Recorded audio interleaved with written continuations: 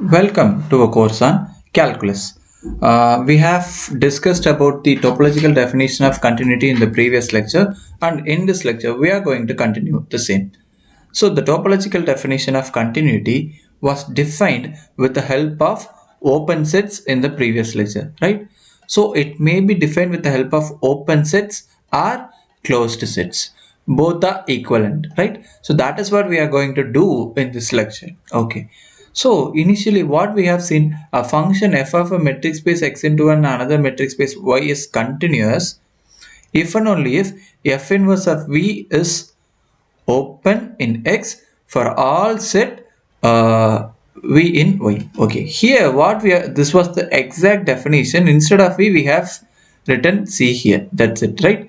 So instead of open we are going to prove f inverse of c is closed in x for every closed set c in y. This is what we are going to prove now. Okay, so okay, what is given? It is given that C is closed set, right?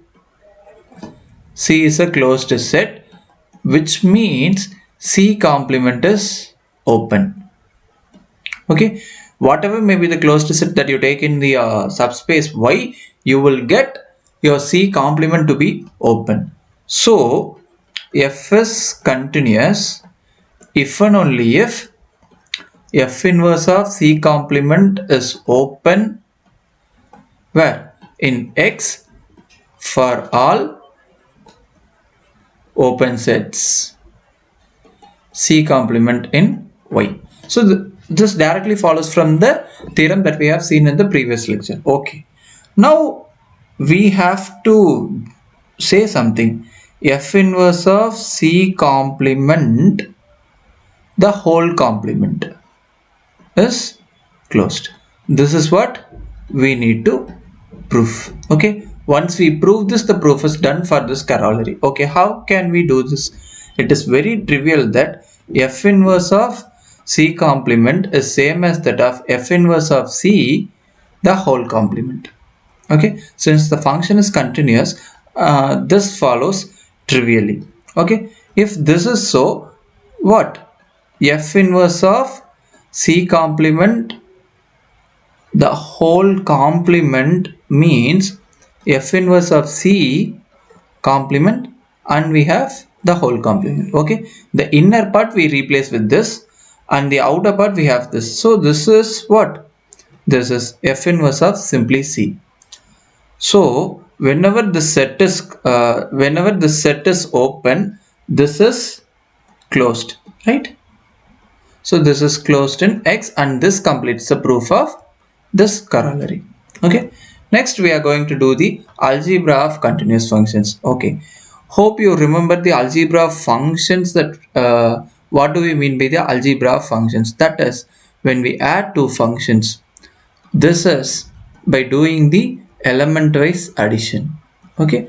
And similarly f minus g of x is nothing but f of x minus g of x.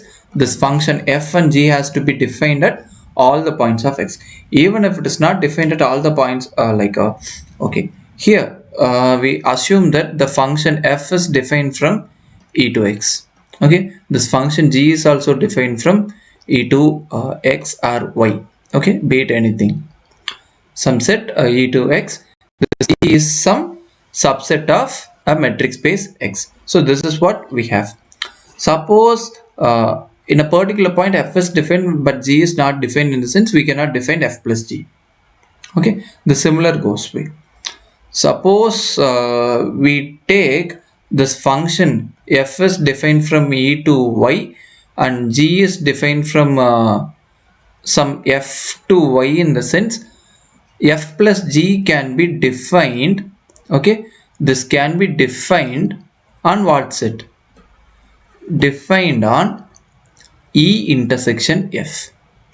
On this space we can define these things. Not only F plus G, F minus G, FG, F upon G, all these things can be defined on this thing. Okay, so the common points in which both the functions are defined, at all those points we can define the algebra of functions. Now in this theorem, what we are actually going to do is that we are going to do the algebra of continuous functions. Okay,